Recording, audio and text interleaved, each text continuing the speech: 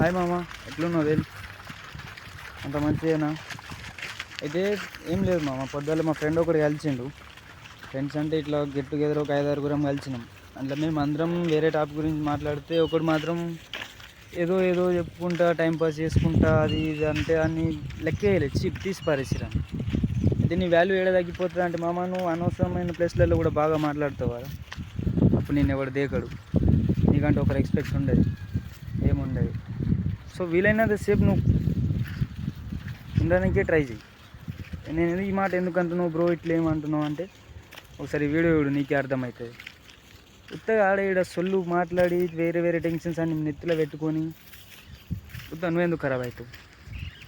ఒకసారి బాగా మనసు పెట్టి ఇది చూడు, తర్వాత నీకే అర్థమవుతుంది ఎక్కడ ఏం మాట్లాడాలనో, ఎక్కడ ఏ వాల్యూ ఇస్తారు మనకు, ఎవరు వాల్యూ ఇస్తారు ఎవరు ఇస్తలేరు అనేది.